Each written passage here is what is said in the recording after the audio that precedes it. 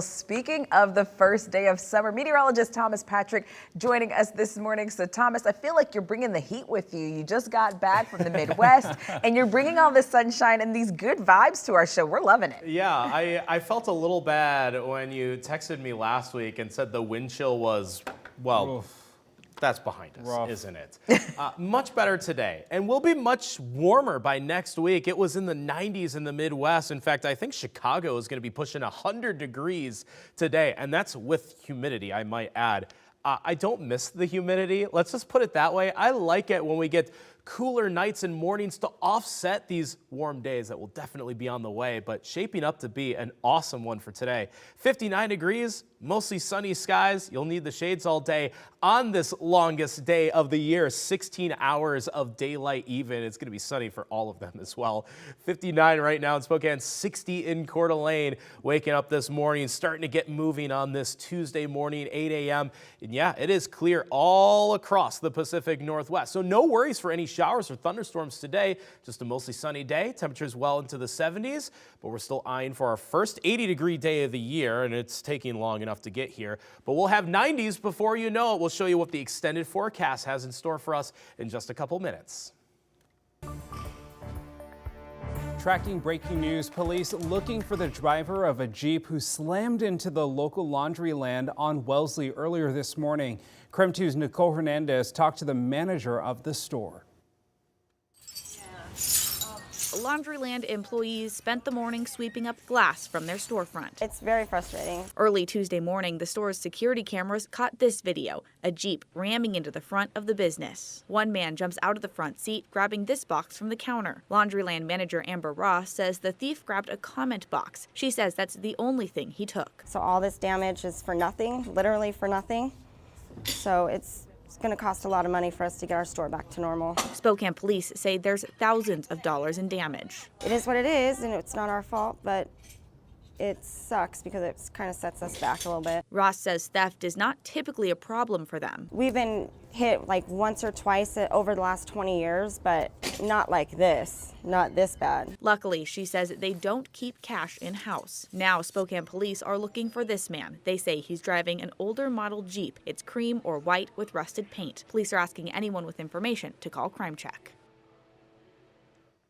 We'll keep you updated on that developing situation. Meantime, a major traffic alert to tell you about. US 195 will be closed all day for concrete panel replacements. This is starting today, and work will begin on a 10-mile stretch between the Cashup Flats Way Station and State Route 271 interchange. Traffic will be reduced to one lane. The work is expected to last for 3 days and then start up again next Monday. Drivers hoping to use SR 27 as an alternate route between Spokane and Pullman can also expect delays because of ongoing chip seal projects. Well, 2 people are dead and another injured after a shooting in Okanogan County yesterday. According to the Okanogan County Sheriff, the shooting happened around 1 p.m. The sheriff confirmed 2 of the 3 people involved were the shooters. The injured victim is being treated at Harborview Medical Center in Seattle. The sheriff's office is currently investigating the incident. Now, of course, this is a developing situation, so we'll continue to update you with the very latest information as soon as we learn more. Well, some apartment residents in Spokane Valley were asked to evacuate after a standoff between SWAT team members and a 42-year-old man. Authorities responded to a domestic violence order violation at Eagle Point Apartments. Authorities tried to convince Kalen Weiss to turn himself in. The Spokane County Sheriff's Office says Weiss did not cooperate and threatened to harm himself and deputies. A neighbor says Weiss has a history of disrupting the neighborhood.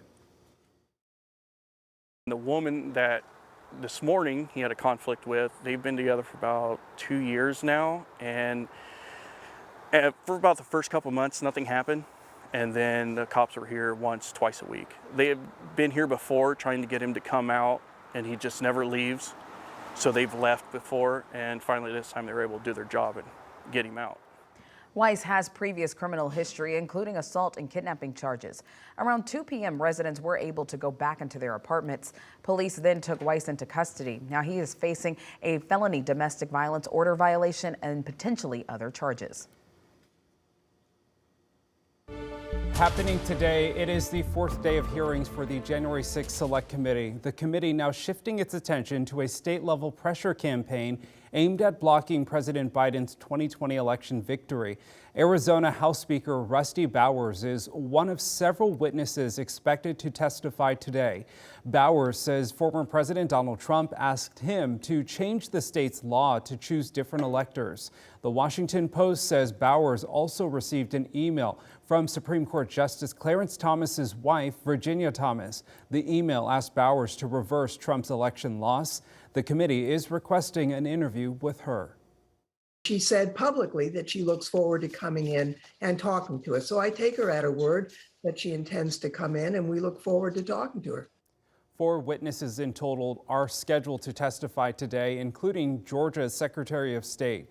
That testimony is expected to include death threats they received due to false claims of fraud by former President Donald Trump. The hearing is set to start at 10 a.m. our time.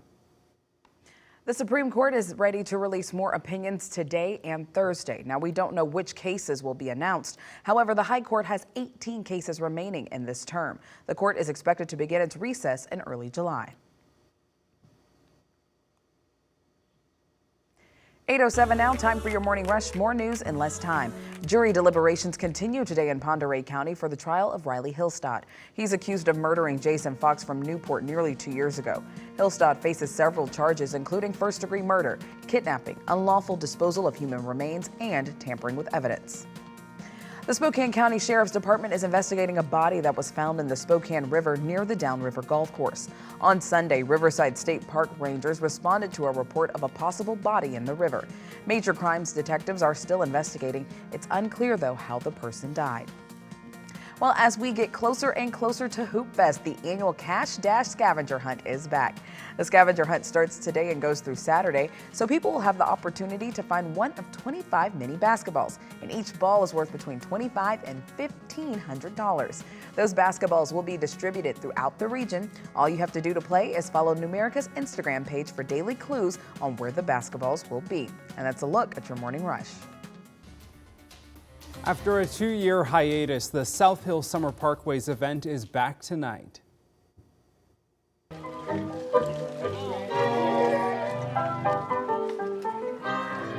Oh, doesn't it sound lovely? Well, the event is tonight from 6 p.m. to 9 p.m. This is actually the first time since 2019 that we've had the event. People can walk, bike, run, even play their favorite sport anywhere around the route. So here's a look at the map. A total of 4 miles of streets will be closed between Manitou Park and Comstock Park. For walkers or bikers, this is the walking route. For drivers, these are the roads that will be closed that evening. Now, as we head into summer, many of you are probably excited to swim in the dozens of rivers and lakes all over our region. Yeah, the water is probably pretty cold right now still, though. So it's important to know your limits and be prepared, especially when you're around rivers. River expert Kenneth Long says wearing a life jacket is the #1 safety measure. The recent rain we've been seeing is causing our rivers to be inconsistent in terms of water flow and height. And then all of a sudden we've got higher water than we've seen in 4 or 5 years, and quite unexpectedly, to be honest. If you're going on a tubing stretch, make sure that you know the put-ins and you know the takeouts and you know what to expect, what the rapids are and what the water is in between there. If you're going up and you're doing some whitewater, you need to know your skill, you need to know the people that you're going with so that you can all participate in getting safely down the river. Now, if you do find yourself in the water dealing with high currents, Long says to lay flat on your back and try to keep your feet above the water. He also says to stay away from any tree limbs or brush along the river banks. The water is extremely cold right now due to mountain runoff, so if you're headed out to the river, just make sure to wear a wetsuit and have the proper gear with you.